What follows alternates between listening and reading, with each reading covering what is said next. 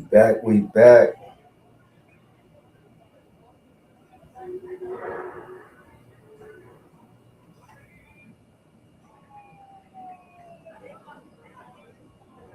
We back.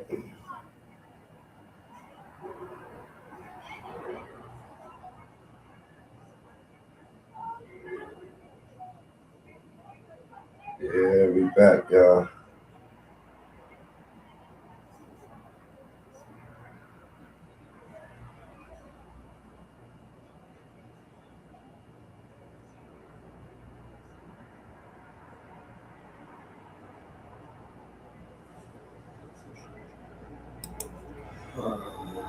Yeah, we here. Jack is here. NY Kid is here. Back again. Jack is here. We here. We here. We here. So what we do, we show love in our chat. We show love in our chat. This one, shout out to it's me, your boy, OGBAZZ, man, Bodycam, Reaction NYC. Man, I appreciate y'all. If you're new tapping in, make sure you hit the like button. Hit the like button on the comment. This one is crazy. This one is crazy. I know y'all like that. That's extra gruesome. This is it. You know what I mean? Make sure you subscribe if you haven't. Please, you know what I mean? Also, I don't know if follow my main page, Keep It 100 OG Baz. We gonna get to it. This is crazy, man. This one right here is crazy. I gotta see what this about.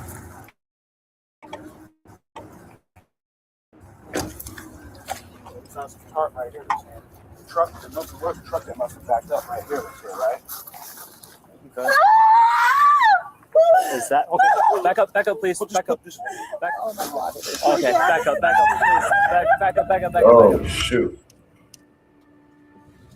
Officers report to a seemingly routine traffic incident in Moses Lake, Washington. What no officer on scene realizes is that this encounter would be the start of a terrifying investigation, leading to the most dark and twisted body cam footage we've ever shown on this channel. But if you want justice, I already know who did it. Listen to me, please. Get out of your car and come get my kid. Put him in cuffs right now. No, don't say anything right now. We don't know. Man, did you do it? Look at me. Man, did you do it?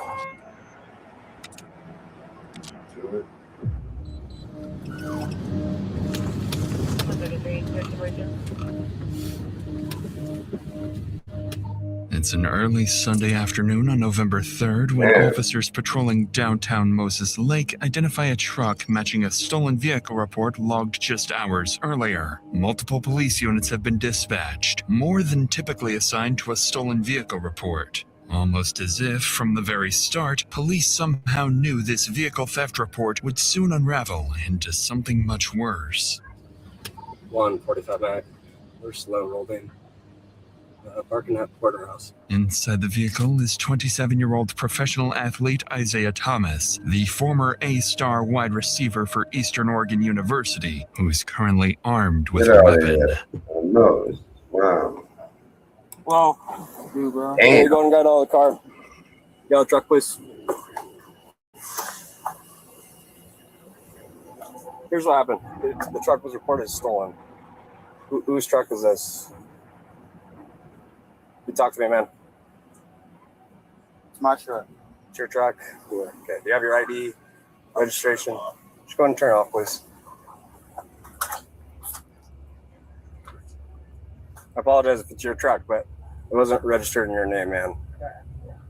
Yeah, I know. Okay. There's ammunition in the front seat. Okay. Okay. Y'all need to chill out, bro. Everything's gonna be okay. All right, man. Just come on and step out of the car. Okay. The ammunition on the passenger seat suggests that Isaiah might be carrying a weapon. The officer quickly realizes that this encounter could escalate at any moment, so they swiftly order him out of the vehicle, only to uncover something interesting about his identity. This a football What up, player? Greg? What's up, man? Alvarado? Yeah, how you doing, Isaiah? Another day. Another day? Don't come in the dumpster. Don't reach for anything. We're gonna detain you right now. No, bro. Okay, make sure you don't have any weapons on you, okay? I do got a weapon on me. What do you have? I think I got a knife right here. You have a knife? Pocket knife? This one? That's it? Okay. Can I take a seat home?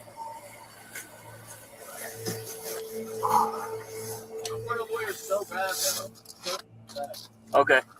It's ridiculous how bad I need one. No? I hear you. You knew you. Yeah, so I went to high school with him. He was a star athlete, man.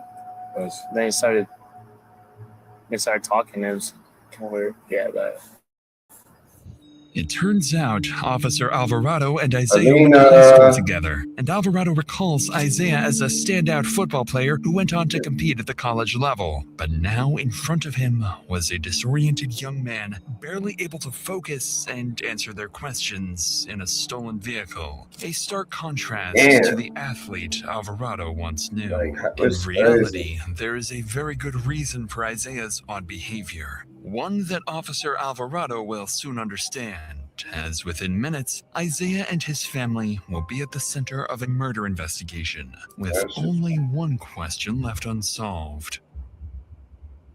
For now, officers decide to contact Isaiah's family to inform them of his recent actions and detainment. They quickly get his family contact details and call his mother, 47-year-old Cassie Thomas. However, the information Cassie provides shifts the course of the investigation in an unexpected way. Alina, I probably got about 4.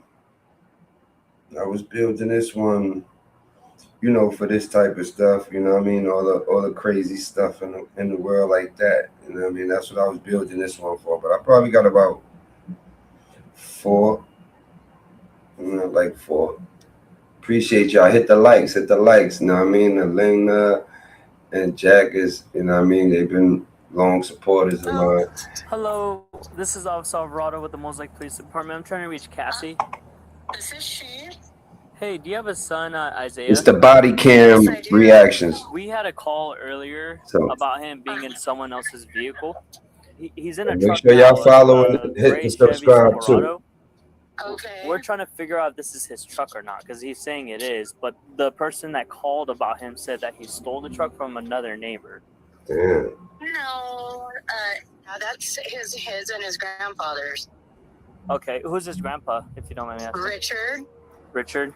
Yeah, he probably let him borrow it. He's staying with his grandfather right now.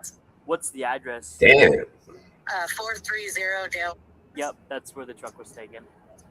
Okay, that's weird. Yeah, no, that clarifies something, because we thought potentially this truck might have been stolen, so we were trying to figure it out. No, I'm sorry about that. No worries. At this point, Officer Alvarado begins to realize the mistake they've made. Now it makes sense why Isaiah immediately asked for a lawyer. What's the he mistake? was being accused of something he clearly didn't do. As Officer Alvarado continues speaking with Isaiah's mom, he decides to ask about something that's been worrying him since the very moment Isaiah steps out of the truck. I went to high school with Isaiah. He wasn't never really like this. Is everything okay? It should be. He should be fine. Okay. He just seemed a little bit off to me when he was talking. Well, probably because he's being accused of something he didn't do. So. Well, I think we're going to get to that. Candy, what's the word? Yeah. He lives at 430 Dale. Yeah, we're going to get thank to you for that. answering my phone calls and my Did he do it? Actually helps I out think a lot. Okay. All right. Okay. Thank that you. must have didn't see that the head found in the Officer garbage. Alvarado doesn't know it yet, but his suspicion that something is very wrong with Isaiah isn't far from the truth. Still, with no evidence tying Isaiah to a crime, they have no choice but to release him. But as he walks away, Officer Alvarado follows him, hoping to reconnect with his old friend. All right, bro. Let's walk over to the front of your truck real quick. I just want to tell you something with that right now. I know you don't want to talk about this, but it's cool. You don't have to, okay? So, you all right, man? You like off the books, do you want to talk about anything? Because I'll turn off my camera right now. We can have a conversation, bro. Like, it's just like we're at a time right now, bro. Yeah? There's a time in everybody's life, bro, where they just need to, like, Yeah, he's shaky, right? evaluate Yeah. what's going on, you know? Yeah. If you need anything, please don't hesitate to call. I'll sit down and have a conversation with you. Yeah, For sure. he's definitely All right? shaky. Take care. To Alvarado, it seems Isaiah wants to say something, but he just can't find the words. For now, Isaiah gets into his truck and drives off, unaware that this won't be the last time today he'll be accused of a crime. Dispatch, can I help you? Yeah, I was wondering if I could speak to somebody about missing person. In Moses Lake? It's my father. Nobody's seen him. Yes, Moses Lake. Okay. And his first and last name? Richard Yeah, he did something. Andrews. And what is his home address? Is it the 430 Dale? Correct. All right, Kelly, I've got this report started. I'm going to hand it over to the officers. I just need you to try to find a recent picture of him. And if you hear from him or anything changes before they contact you, go ahead and give us a call back and let us know, okay? Okay. On the phone is Kelly Kirkendall, reporting that her father, 75-year-old Richard Andrews, mysteriously vanished. Officers are sent to his address, and minutes later, they arrive to investigate. Hello. Well, I'm doing better than you guys. How's it going? How are you? Carmen. Carmen? All right. You know Let me just talk to you. Waiting for Sergeant Rodriguez are Carmen, Kelly, and Cassie, daughters of Richard Andrews, the missing elderly man. As he begins speaking to them, hoping to learn more about their father's disappearance, a familiar face steps out of the house. So, we have no idea. The neighbor talked to my husband. This is my husband, Mike. Hi, Mike. I'm sorry. He hasn't seen him in a day and a half or so. I haven't seen him longer than that, but his phone's been ringing. His sister's called. Nobody knows where he's at. So, Okay. And is this normal? That's a fact. no. What's wrong? Okay. What's that? Nothing. Do you know where is it your grandfather? Yeah, it's my grandpa. Do you know where he's at? No, I have no clue where he's at. No. He didn't tell you anything where he was going? Did you see him leave? No. So basically what I did see was him talking to somebody out here. Don't tell me that's the grandfather that they found. I don't know. Don't tell me that's the grandfather. Oh, shit. Kind of like parked a little farther out. Like he pulled off to the side a little bit. They're talking in the window. I looked down. That's it. He did tell me that he was going up to the res, but I just got confirmation from Greg, right? But he's not there, so I don't know. Which res? Colville? Colville? Yeah. Okay. Yeah, he has property up there, but we already put a phone call up there, and they said Nobody's there. About what time was it when you saw him last? I don't remember. Was it morning, afternoon, night time? It was afternoon. Afternoon? It wasn't like late afternoon. Okay. Alrighty. While officers are surprised to be speaking with Isaiah and his mother Cassie for the second time that day, their priority right now is finding his grandfather, Richard. With the timeline now established and Isaiah believed to be the last person to see Richard, Sergeant Rodriguez turns his attention to him. But as their conversation unfolds, he begins to notice something strange about this family. Is it, you said you saw him about a day and a half ago? And that would have been, yesterday afternoon sometime or the day before? Yesterday, no, not yesterday. Was that a day? A day and a half ago. So Friday, today's Sunday. Friday. So, yeah, bro. So November 1st. Smoking the weed, bro. When you saw him, what were you doing? What was going on with that? Right there, smoking. Okay, and where was he? Right there, talking to that guy. And then I looked down, boom. And then that was Okay, that. Like, was it weird for you that he wasn't here or anything like that? no. Okay. He'd be gone for weeks. Yeah. Oh, because he has his property. He'd be gone for weeks at a time. No one would be hearing from That's him. why he's tripping. Why are we tripping? Yeah, bro. Y'all. But the only thing that's weird is that he left his wallet here. That's the only weird thing that got me. Okay. But it's not. That's very strange to me. But it's normal for him to be gone weeks. Yeah, that's why would But we know where he's at. Usually down at the Colville. Yes. What stands out to Rodriguez is how differently the family reacts to the disappearance of a relative. That's a While fact. Isaiah and his mother Cassie suggest that Richard's absence isn't especially unusual, with Isaiah even casually smoking weed, his daughter Kelly sees it very differently and appears genuinely concerned for her father in a way the others do not. That's when Isaiah's father, Anthony, arrives, bringing with him the breakthrough they've been waiting for. You talking about up there? Yeah, so You need to go down to a shop and take some pictures down there. To me, it looks like there's something going on. It looks like some furniture that's laid out there and his shop? His shop's down in the valley. You know where the motorcycle shop is? That's just, if he's not here, he's usually down there. Oh, I got you. I thought something.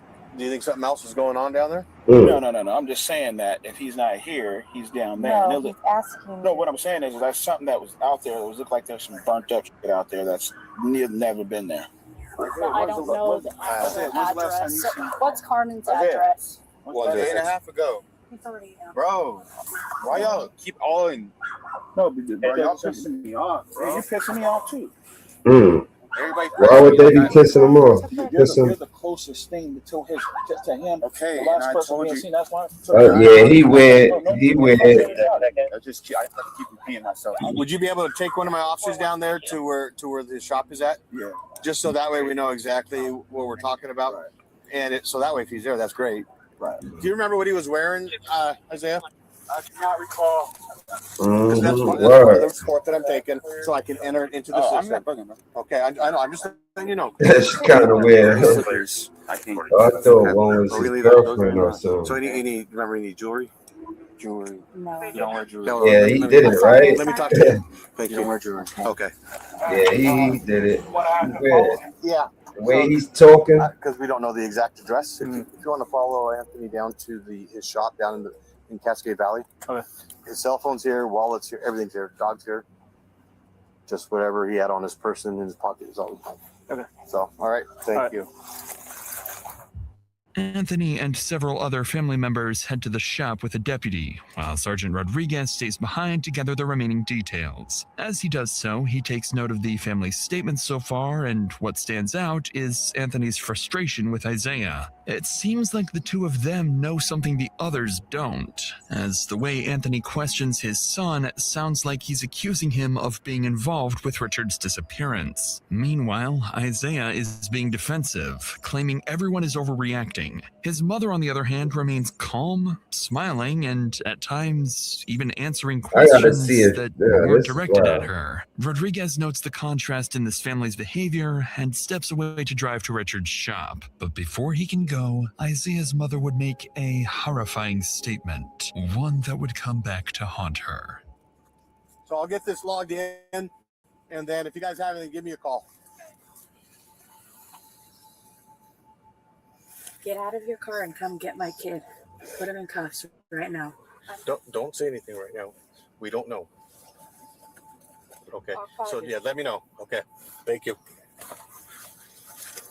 Those statements are coming from Isaiah's mother, Cassie, as she approaches the officer just out of frame. In a sudden shift, Cassie tells the sergeant to arrest her own son, catching him completely off guard. Just moments ago, she hadn't seemed particularly concerned. Now she's adamant that Isaiah is guilty of something. It's a sharp change in behavior, one that leaves officers wondering if Cassie knows far more than she's letting on. Yes. Now, the sergeant doesn't fully understand what Cassie's implying, but in the next few minutes, her urgency will make a lot more sense.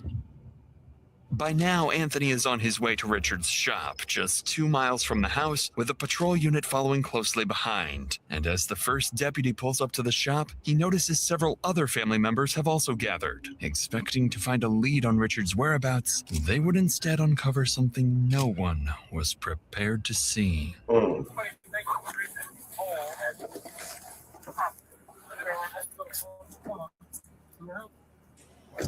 Look, are they still around the house, the same house?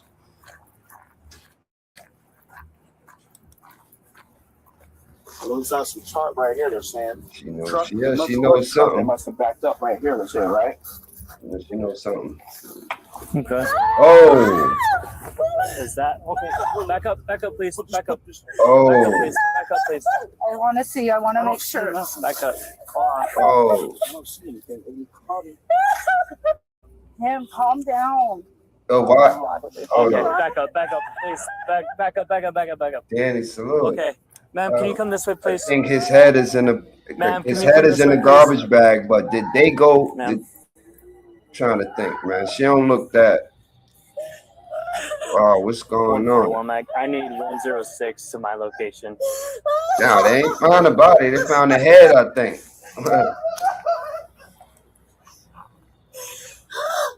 Yeah, for real. That's wow. I don't think the mother. I think that's the Can wife. you take her over there, please? Please. This is now a crime scene. We need to Yes, I know. I'm trying to get him. Okay, I know. Oh, Kelly. Damn. Sarge, he's buried in the ground. Oh man. There's someone buried underneath the ground. Wait, they buried them? In a shallow grave in the front yard of his own shop lies the dead body of 75-year-old Richard Andrews. Richard's daughter, Kim, is the first to see him. She recognizes her father immediately, revealing part of his leg with the same jeans he always wore. It's a horrifying discovery for them to make. Even the deputy is shaken and unable to control the situation on his own. But as he observes the family, something about it feels off. By the time he arrived, the family had already begun digging, and within moments of uncovering Richard's body, they started pointing fingers, fixating on the one person they're convinced is responsible. I'm not moving right. I can't. Okay. Don't touch me. Do you want me to help you? No. Don't touch me. Okay. Why would she just I knew be? this was going to happen. She knew this was gonna happen. Check that shovel. Just send it at their house right now. Get it. And the gun's probably on the bed. It's a rifle. Yeah, It's laying in my mom's bedroom on the bed. Yeah, because the way it's sent. He has mental illness. So we're having the county respond, okay? And their supervisor is going to come, and they're probably going to set up a containment, okay? Please, I just ask that you guys try to cooperate as much. I can't make any promises. No, we're not leaving. Okay, well, ma'am. I'm not calling him here right now. Is somebody over there if you that want little psychopath? Hold on. If you want to do what's best for No, what I want to Richard do right now. is See, like, what's so crazy? Look how she sound. But the point is, how did they walked over there and just like what? They didn't bury him like correctly to where what they smelt something? Because I know we just seen them walking, and next thing you know, they see like it's something there, and they're like screaming and all that. So it's like, okay, how did you see it that quick? So it's like, you know what I mean? And in the house, by the house in front. This is crazy. This is very weird, y'all. Very weird. Hit that like button, man. Support the comment. Okay. I just need you guys. Please don't. Okay. I just need you guys to at least try to have some understanding. Okay. And I want you guys to listen. To the officer's surprise, Kim doesn't hesitate to blame her nephew, Isaiah, despite there being no direct evidence linking him to what happened here. Shaken and unsure how to handle the situation, the deputy allows the family to remain at the crime scene even after the body is discovered. Then, 2 minutes later, Sergeant Rodriguez finally arrives, stepping straight into the chaos. He tries to regain control of the situation, but it doesn't take long before he loses his patience. Where are they at? he's under there. Okay, we didn't touch it, did we? They touched it when I was coming up here. They were touching it. Ma'am, let's get away, please, ma'am. Yeah, they still got her there. She's still there acting like she's crying and all of that. Like, I don't know. Make sure that we do this, okay? Yo. Here, I'm right here. No. Okay, I'm sorry. Yeah. Stand over here. I don't know. And then it looks like there's some stuff burned. Okay. We need everybody, please. We need everybody back, please, okay? Ma'am, we do need everybody out of here. If you want, we need to preserve this, okay? I get it. You're upset. But if you want justice. I already know who did it. Listen to me. Wait. Please. Hold on. I know you know. Yeah. We need other things to make this work. Yes. Please. See? Please. Uh-oh. Despite Kim's certainty, officers aren't yet convinced that Isaiah is their killer, because as they inspect the scene closer, something else stands out. Something that starts to point to someone very different. Burnt debris is scattered across the grass, clear sign that something had been intentionally destroyed. But the cover-up goes even deeper. The section of lawn where Richard was buried had been cut out, replaced, and even watered afterwards, an effort to make the yard appear completely untouched. For investigators, it's still unclear whether Richard was murdered here or only his body was dumped. To find out, they need to search his shop, standing just a few feet away.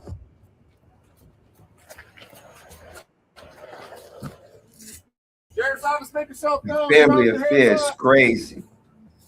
Police, anybody in here? Make yourself known. People kill anything. Yep.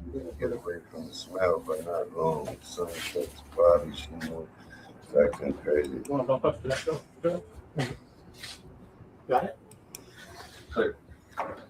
Up ahead is Richard's shower, and strangely, the deputy notices it appears to have been recently used, suggesting the killer may have been here only minutes earlier. Officers then continue clearing the rest of the shop, finding no signs of a struggle. Nothing to suggest Richard was killed here, so they shift their focus to securing a search warrant for his house, a search that would end very differently.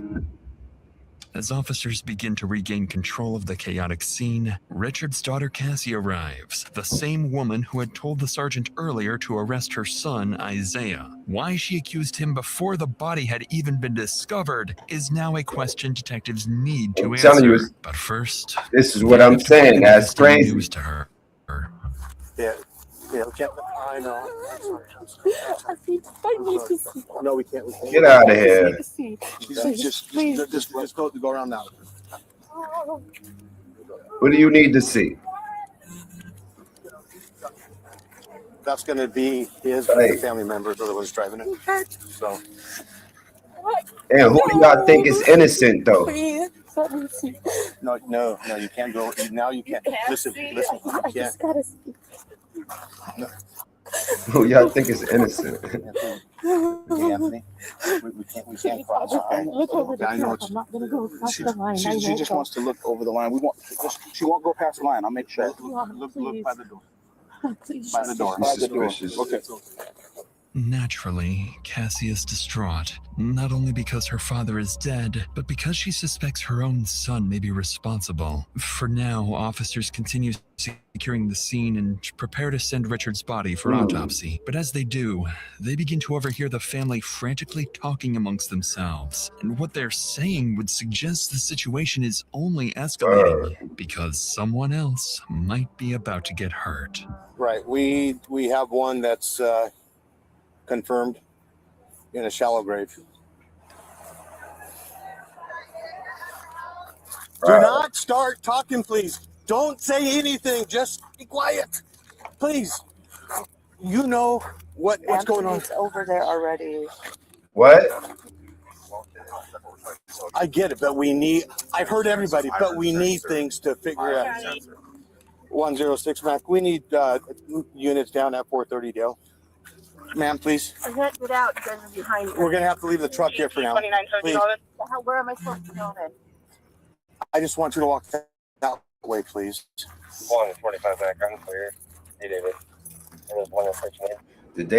Did they even think of getting the fingerprints off the shovel? I didn't hear nobody say it. I know Lena pointed out that she seen the shovel, or Jack, somebody said that, but they didn't check for that. 106 Mac. I have the father heading down to 430 Dale, and possible suspect is there, and it might not be good.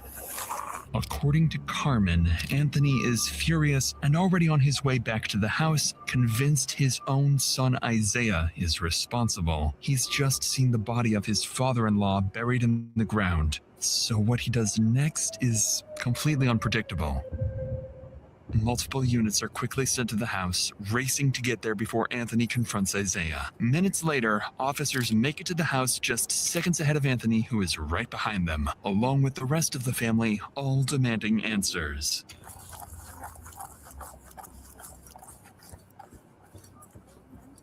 Yeah, that's what I'm saying. That's weird. Just stay back.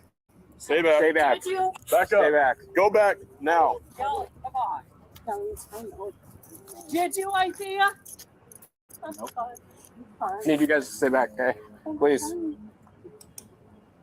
Just to the left. Secure him in your car. No. Frisk him for weapons, please. Dad, did you do it? Please stay back, sir. Dad, did you do it? I think they said somebody else got hurt. Please. I need you to stay back, sir. Did you do it, Isaiah? Look at me. Why would I look at you? Yeah, you're my firstborn. Did you do it? Dad. I'm not saying yes or no. I'm sorry, that's not the For my lawyer. All right, just go ahead and get in here. I can take a seat.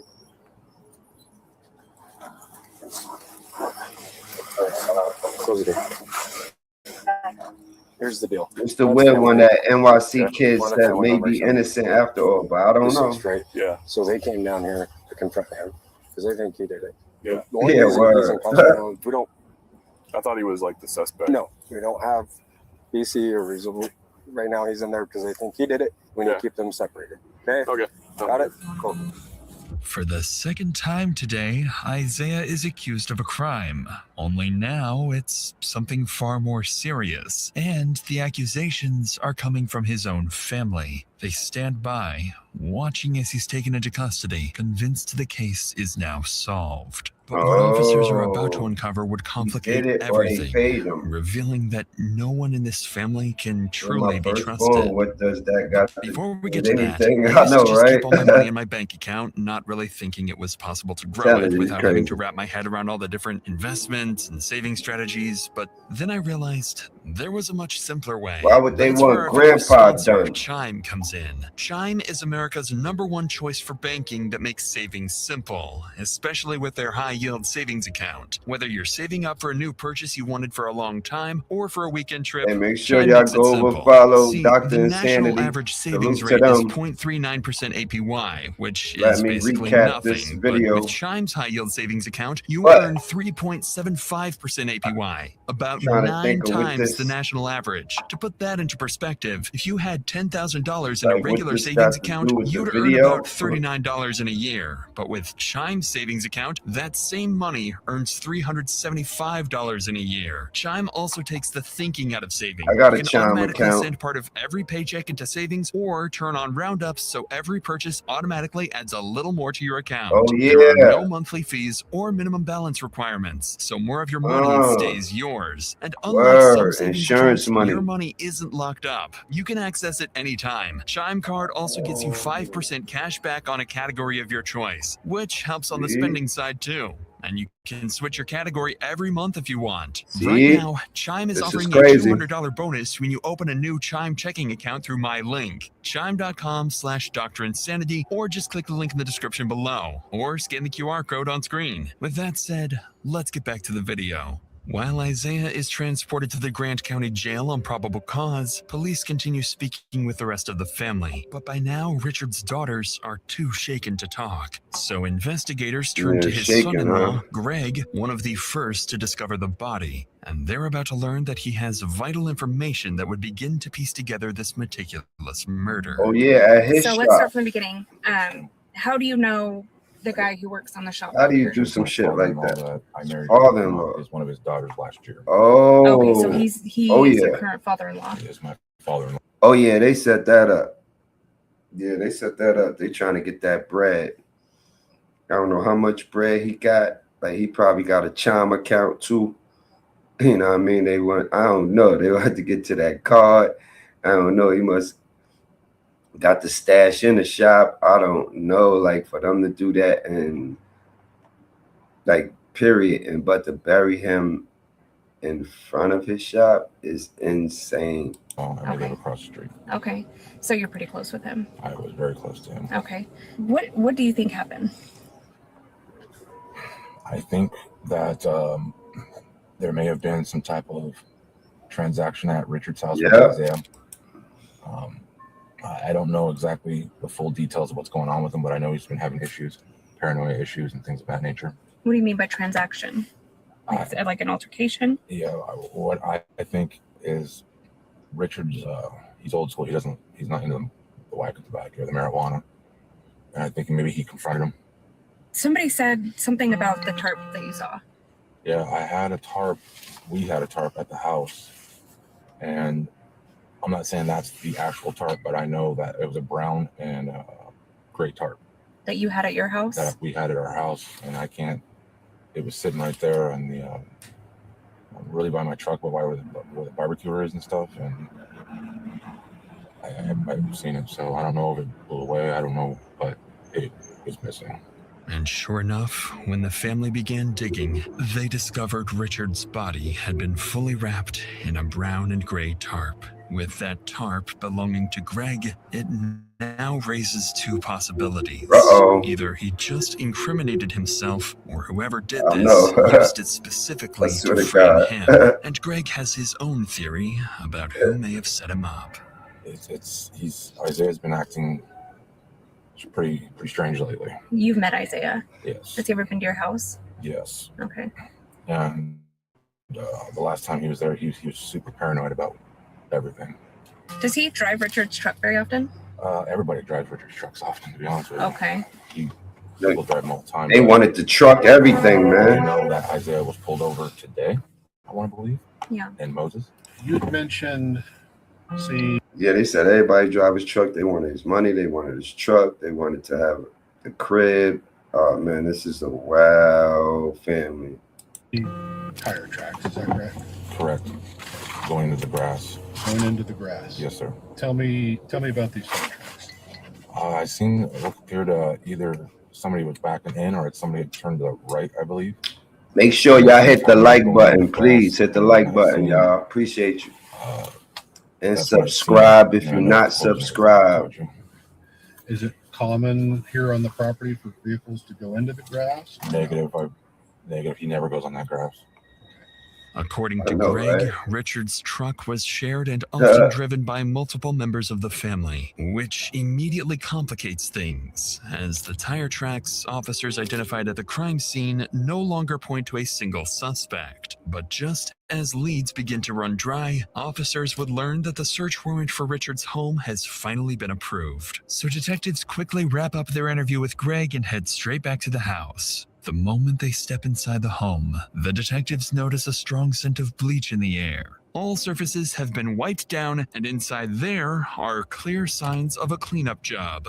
Detectives know they're dealing with a methodical killer, possibly more than one, but even then, they would overlook something critical. When detectives inspect the house more closely, they notice spots of blood on the back door handle that had been missed. Their first real piece of evidence tying Richard's house to his murder. And then they stumble upon something even more significant. A knife hidden in the living room, still in its sheath, marked with visible red stains. Whoever tried to erase what happened here didn't manage to get rid of everything. With the scene processed, all evidence sent for forensic analysis, and the family dispersed, the focus now shifts to the man back at the station. You know, they never been in no situation like this. They probably didn't even think the police was gonna come. They didn't clean none. They didn't throw away none. At least clean it.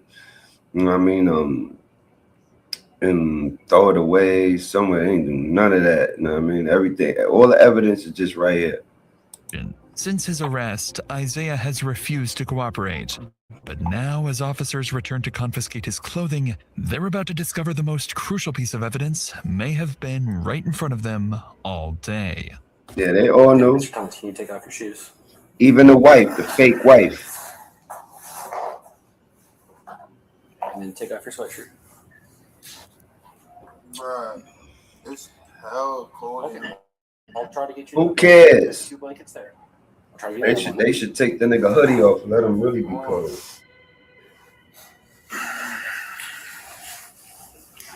When officers hold up Isaiah's shoes, they notice they're covered in dirt and possibly dried blood. It's the first and only detail that could place him anywhere near the crime scene, but it's far from definitive. With the day coming to an end, investigators finish processing their findings and prepare for tomorrow, hoping they'll finally be able to answer what really happened to Richard. As for Isaiah, by continuing to refuse to speak, he has effectively handed his fate over to his family, who have already begun forming theories and accusations, with even the closest relatives ready to completely turn on each other.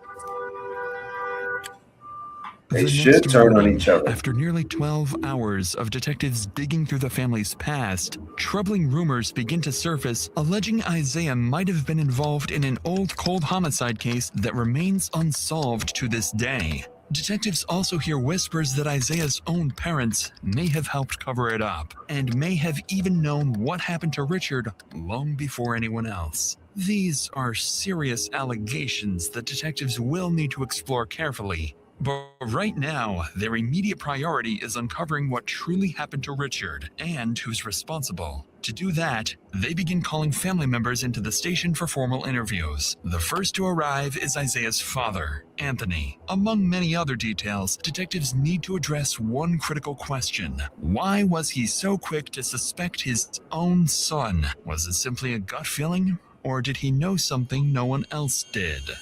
I think it was a week ago, right? The week before this incident happened. And Kim is like, you guys need to come down here.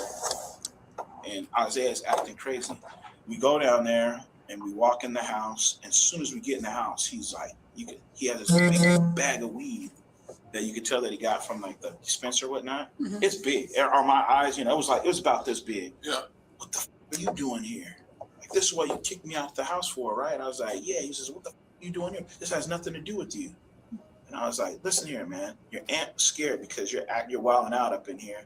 So then I'm looking at him, and he was like, say I am. He's got a butcher knife like this, and he just likes it, but he's like crying, say I am. And say, if he had got me, it would have been all of us, So I just said, I'll leave. Where did I mess up, as a father? Did I do something wrong? Like, what did I do? Because this is not you. He was just like, you're the best dad ever, man. I couldn't ask for a dad, man, better than you, man. It's kind of like, you did everything right. You're a great dad. Money is the root of all evil. And then Kim's like, bust out crying. That's why he asked for a lawyer, right? Get the out of here, motherfucker. I'll kill you. Naturally, this account from Anthony catches detectives off guard as they realize the incident may have foreshadowed everything. So they pause the interview and look into it, confirming that it did in fact occur. 1 week earlier, police were called to Isaiah's aunt Kim's house after reports that he was experiencing a manic episode. And as detectives review the body cam footage of that incident, it quickly becomes clear why the entire family believes he did it. Please don't shoot this tase the fuck out of him. He's got The entire family believes he did it. Like, they suspicious too. Okay, what's his issue? Like, is he? Yeah, do you guys want to just stay out here? I know he's your son, but we just don't know what the situation is, right? Isaiah, do you have a knife on you? Do you want to go down to the ground just to verify, man? Hey Isaiah, we're gonna put you in cuffs, but it's just for our safety, okay? You're not under arrest. We just want to make sure you're okay, okay? You want to go down to your knees, man? Good. Put your hands behind your back, man. Can you put your hands behind your back? Again, you're not under arrest, okay? Just doing this for your safety. This is recording? Yeah, you're being recorded on the camera right here. So, Is it supposed to be red when it's recording? Yep. See how it's blinking red? Oh, okay. Yeah. Okay. You want to walk This over is to the supposed to be red, yeah. Kind of just go from there, okay? Now that's When a officers fact. detain Family doesn't Isaiah, like they when you find come him in up tears, struggling on to your own hold money. himself together. And You as they help pull them him away still from his think you owe them. family, he's about to tell That's a officers fact. something unexpected about himself. What's going on today? I'm just going through a lot right now, so. Do you want to do your concert or something? Yeah, you caught. I mean, I guess everybody do, but I mean. Do you have any plans to hurt yourself today? I think so. I think the mother know. This past week. Just having a rough time. But it's all good, bro. I'm bounced back, bro. I'm going to shake back. Yeah, but it's all good, bro. I'm gonna shake back again. Yeah. And again. He said he gonna shake back again. And again. Do you want to go to the hospital or anything And like again. that? And again, huh? Do you want to go to the hospital or anything like that? Nah, bro. It's good. Like, I'm good. So what was the deal with the knife? He said he going through mad things, but he good. It's a blunt, basically. And I use a knife and I split it to take out the tobacco to put my weed in. Okay. At first. Okay. No, I don't believe it. And me and my aunt started arguing, and that knife was on the table. So I don't believe it. it was already there. And we started arguing. I wanted to leave, but she just. It's not that big of a deal. I was a good person, bro.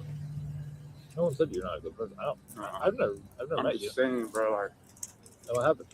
He said he was a good person. Life, bro. Clearly, there is sympathy in the officer's voice as he realizes the man in front of him has been dealt a very difficult hand in life. And although Isaiah downplays the incident, in hindsight, it would read very differently. Because perhaps this was the last and only time something could have been done to prevent the tragic fate of Richard Andrews. After analyzing the incident and forming a clearer picture of Isaiah, detectives return to finish their interview with Anthony.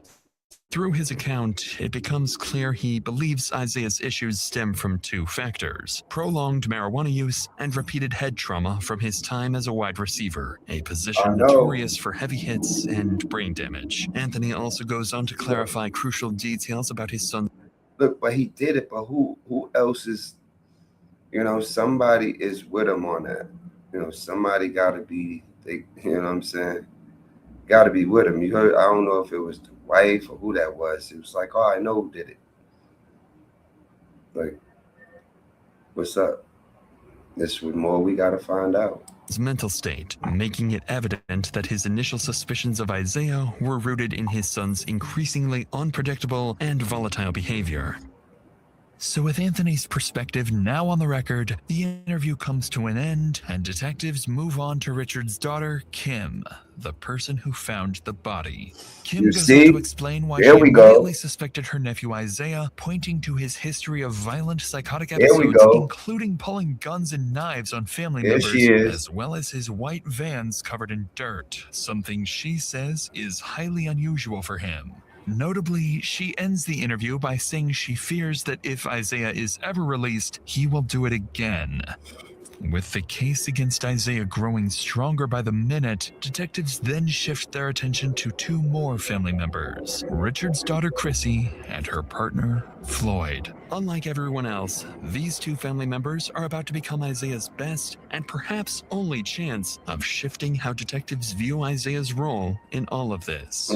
It's hard to kind of start this off, but as far as it would have been your father, right? Yes. So I find out that they find my dad buried in the back of his shop. I already knew. I told them, why are you letting that motherfucker stay at my dad's house? You know he's gonna kill him. So I know you have questions for me, and then obviously I have questions for you, and I think they're both geared around the same. When I got there, bro, it was weird. Weird. And I'm like, man, something's not right. So I left, and that's when I told her and explained it to her. I even knew something was wrong before he had this episode. I said, something's not right with this kid. Something, hey, you guys might want to be careful. Sure, as soon as we leave, all hell's break loose. Explain to me now the background, how you knew something weird was going on with Isaiah. Because prior to this, he was staying with us. And I'm not exactly sure what happened, but he starts a confrontation with my son. He pulls out a pistol from his drawers. Isaiah, okay. Sets it down. I got back hold of my sister Cassie, and I said, you know that boy is sick. He's beyond therapy. He needs fucking help. Like, he needs to be medicated. The thing, like I said, the only thing that just bothers me the most, that kid does not clean at all. He won't even make an attempt. He'll drop something on the floor and just walk away from it and leave it there. And usually I'll even ask, hey, where's Richard? Because I'll say hi to him. But for some reason, it's just the atmosphere was just, I'm like, all right, something's wrong. So I got on the phone with her and I'm like, oh, he's still wigging. He's wigging hard. And I said, your sister's tripping. I said, your sister acting like she's scared to death. Well, she knows he goes through his episode. Of course she's scared. I'm like, okay. It's when after we found out what really happened, is that she knew what he did. Mm-hmm.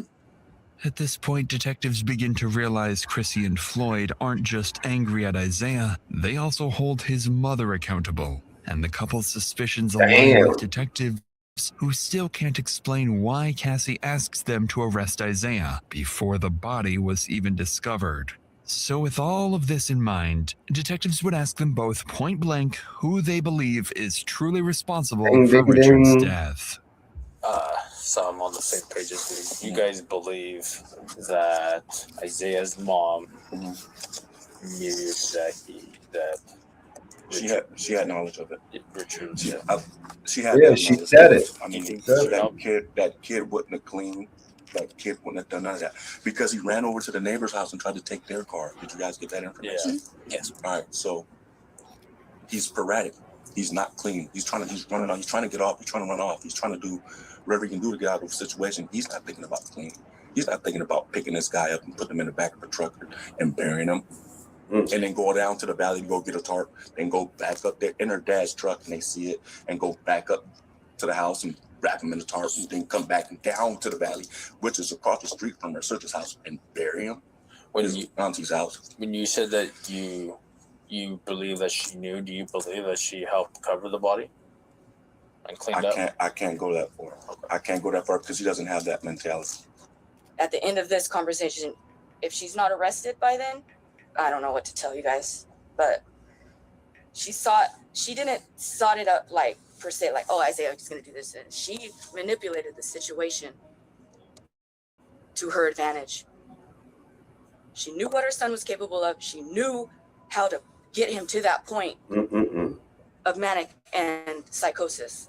To detectives, accusations like these don't come lightly, especially between sisters. Additionally, Floyd's description of Isaiah aligns with what detectives already believe, that he's impulsive, messy, and incapable of thinking ahead. And with the next interview set to be Cassie herself, detectives understand just how much weight this conversation carries, not only for Isaiah's future, So the but for son didn't Cassie's do as it? well. There's a lot they still need to figure out. This Her is unusual crazy, behavior outside the sergeant's car, her possible involvement in Richard's murder, and that's a even fact. lingering questions about a potential past How do they know? homicide. But they How know do he these know, answers right? won't All of come easily. crazy. They'll have to approach this carefully, waiting for the right moment to press her. And as her interview unfolds, watch closely for the moment Cassie begins to fear she's the one being implicated. There's no easy way to start this conversation. Go for it. Okay. Sorry. I'll work through it. Okay. So, how has Isaiah's mental health been in the last few years? It sounds like he's been suffering. The last year for sure. Last year. His son definitely did it, but his What is mother his knew. mental health? Is it something that he's diagnosed with, or just something you guys started noticing? We started noticing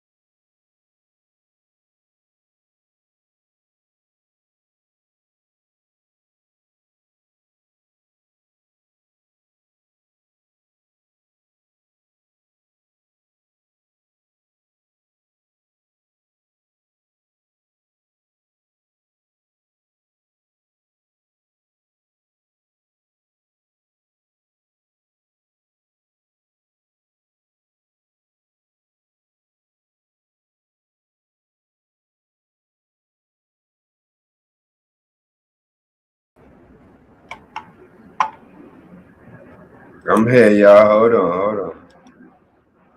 Cut me off. Let's get back to it. Hold on. Y'all ain't gonna miss nothing. Don't worry. Hold on. Let me get it back.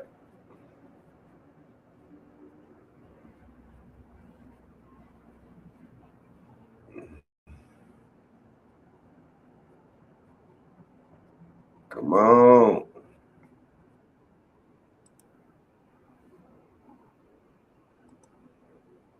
Her husband's life. So after a few hours of letting Cassie speak freely, allowing her to settle into the role of the Get him to that point of manic and psychosis. You're bad. I gotta put it back. I gotta accusations put like it back these to don't before come lightly, the wife. especially between sisters. Additionally, Gotta get Floyd's that description back, of y'all. Isaiah aligns with what detectives already believe, that he's impulsive, messy, and incapable of I'm right thinking here. ahead. I'm right here. And with the next interview set to be Cassie herself, detectives understand just how much weight this conversation carries, not only for Isaiah's future, but for Cassie's as well. There's a lot they still need to figure out.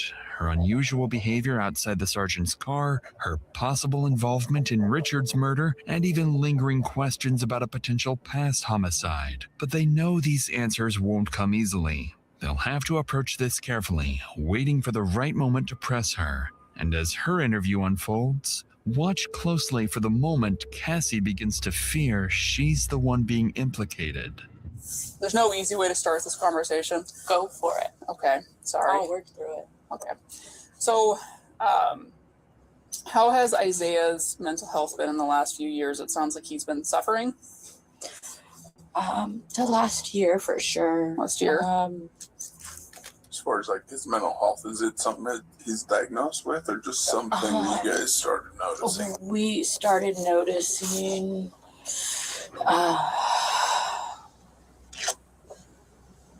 I'm trying to. She don't even know what to say. Remember everything. October. It was before October of 2023. So back for around. Yeah. I believe that's when he started smoking, and he didn't want to work. He didn't want to do that type of stuff. And we kind of were like, well, he's going through it. You know, he's done some. He's done playing football. Yeah, That's I know. something he's done since he's 5 years old. You know, big life change. Oh yeah, no school, no schedule, no workout. Clearly, Cassie appears emotional, possibly even carrying a sense of guilt as she speaks about her son. Beyond that, nothing about her behavior stands out to detectives as suspicious. But as the interview continues, she begins recounting the same incident at Chrissy's house, where some noticeable differences between her story and the rest of the family starts to emerge. I knocked on the back door. She doesn't keep her back. She uses it for her front door, but it's just. And I walked in, and my son's sitting at a little kitchenette table there. There's marijuana all over a big bag, some paraphernalia. But he's sitting there with a knife. And I walk in, I was like, son, hey, son, what's going on? What are you doing here? Just sound too calm. Well, sound too calm. What's She going had on something with to you? do Is with it. everything okay? For sure. And he didn't see my husband. His dad came in behind me, and he's seen his dad, and instantly he's pissed. What the are you doing here?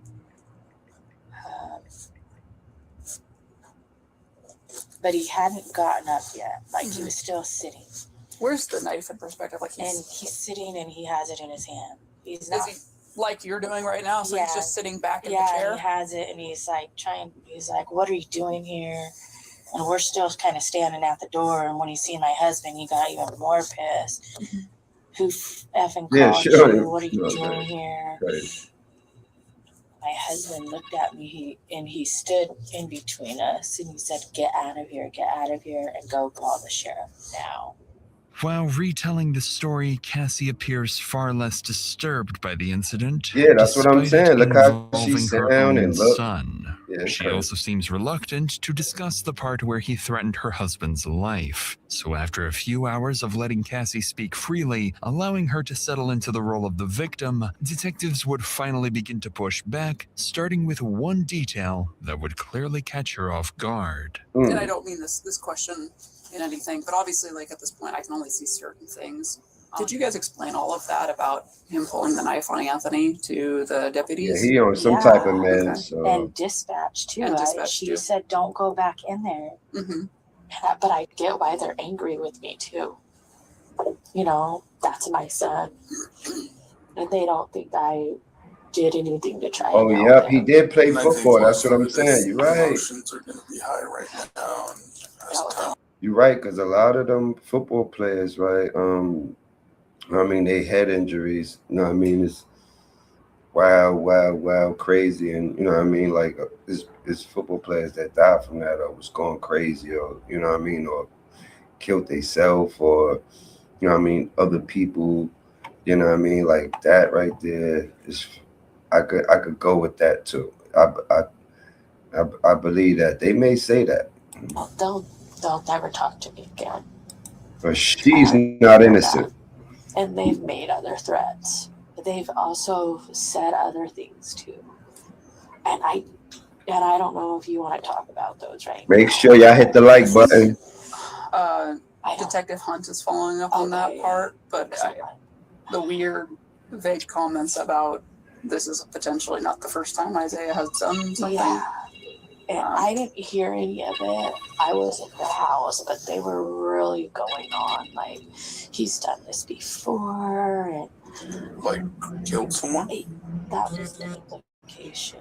But she also said that my husband and I helped cover it up. And that they know the name.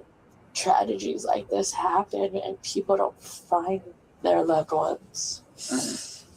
At least we found my dad. Clearly, Cassie is distraught, not only at the prospect of being ostracized by her family, but also at the possibility of being suspected by detectives as Isaiah's accomplice. But there's still one more question detectives need answered, after which they'll have made up their minds about Cassie. When you went to Sergeant Rodriguez and you made the comment that it's him, you need to get him in cuffs, you need to get my son in cuffs. Why for you in that moment did you knew it was Isaiah? Where was your mindset at? She knew.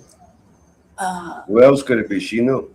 I know I'm asking you to explain like a gut instinct. I was just the things he kept saying, like, you guys, why are you pressing me?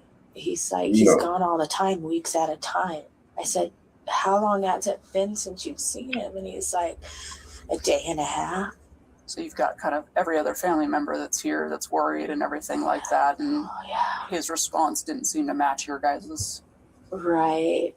You just know. You feel it. It's like, then I'm like, he has to get handcuffed. He has to go to jail. You know, I just felt it.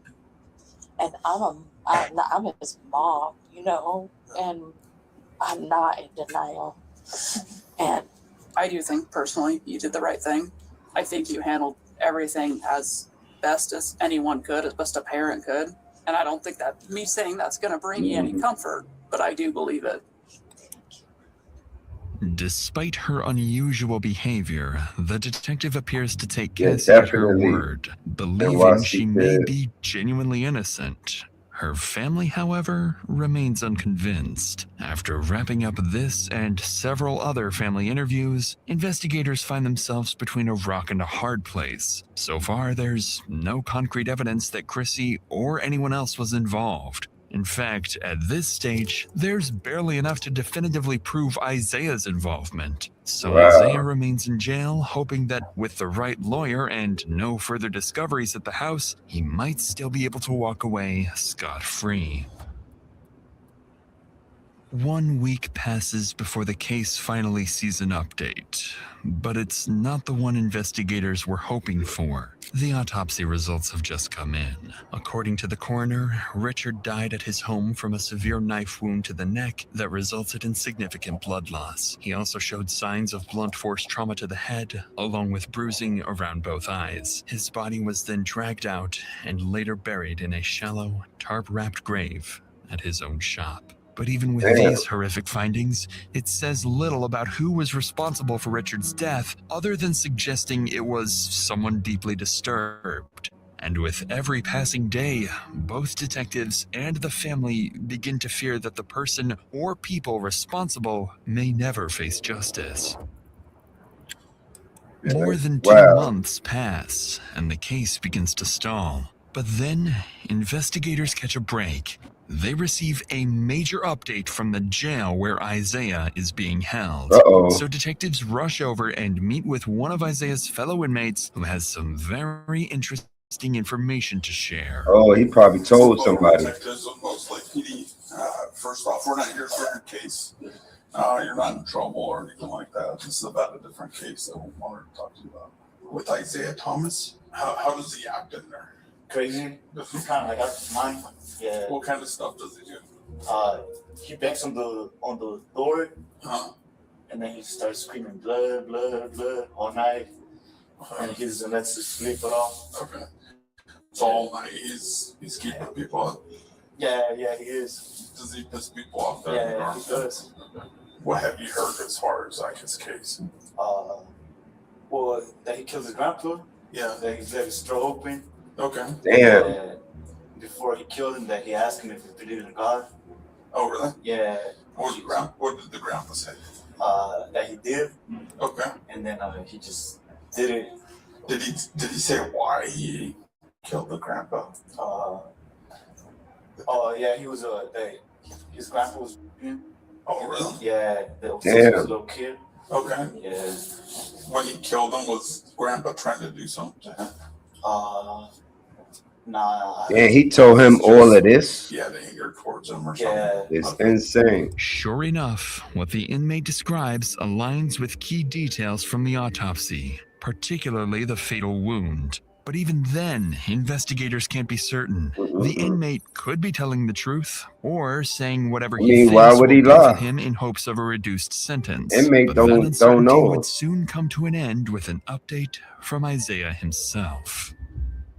2 weeks after speaking with the inmate, in early February, Isaiah pleads guilty to second-degree murder and unlawful disposal of human remains. On March 10th, he is sentenced to a maximum of 20 years in prison, along with mandatory mental health treatment and no contact orders involving several family members who cooperated with the investigation. They got As of him. now, no other family members have been charged, with law enforcement ultimately concluding this was a solo actor homicide, dismissing any allegations of parental involvement. And as for the alleged prior homicide, police have so far found no evidence linking Isaiah to any unsolved cases.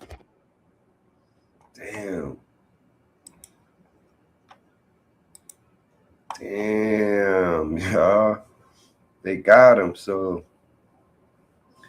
I mean, damn, that's wild. See, I think the mother, she played it off right, though she said it, but she made it like she knew, like he did it. Like she was just saying signs. I said she would have said, well, I think I know who did it. You know what I mean? It would have been different. So she got away scot-free. And I believe she really had something to do with it out of everybody, because that's you know what I'm saying? That's his wife. You know what I mean? So, you know, sometimes he probably could have been mean. Wow, mean dude. You know what I'm saying? Like, so she probably was just, you know, happy to get him out the way. But the way she said it was crazy. Make sure y'all hit the like button. I'm going to definitely be on the Bodycam Reaction NYC channel a lot, giving y'all updates and stuff like that. Oh, that was his daughter. No, I'm talking about the last lady. The last lady. Because she's the son's, I believe, guard, son-in-law. My mother-in-law. So cellmate got some time knocked off for helping the officers. Mom did help her son. See what I'm saying? That's the mom there. She helped. She definitely like helped some type of way, but the way she said it, you know what I mean? She did it, I guess, to where she didn't get no time or anything like that, which is crazy. I would have made her do some time just for knowing or whatever, and she didn't call, even if you had, you know, a feeling, because if y'all knew he was missing, did y'all hear them say, you know what I mean, they called them for him being missing, for a missing person? I ain't hear none of that, right? So obviously they didn't care. You know what I mean? He's an old guy. He probably go to work, come back home. So you didn't know anything. You know what I'm saying? Like, you didn't know anything. You know what I mean? So that's what I'm saying. It's all weird. You know what I mean? Yeah, so appreciate y'all. I hope y'all had fun. It seemed like y'all was entertained. That's why I want to bring the real life situations that's going on to this page. I will be doing Keep It 100 OG Baz. I'm gonna draw up a live for that. I was about to go to it, but you know what I mean, I forgot I had this to get to as well. You know what I mean, to catch up. You know what I mean, NYC kid. You know what I mean, and to be able to appreciate y'all. You know what I mean, we got a strong family in our chat. You know what I mean, we just building it up, and I need y'all to help me build it up. Definitely. You know what I mean? We'll be getting free things even when we do our battles and stuff like that. Y'all be getting free access to seeing it before anybody else and stuff like that. You know what I mean? Make sure y'all hit the likes, and when y'all leave out of this, Troy did not gonna lie. Thank you, Lena.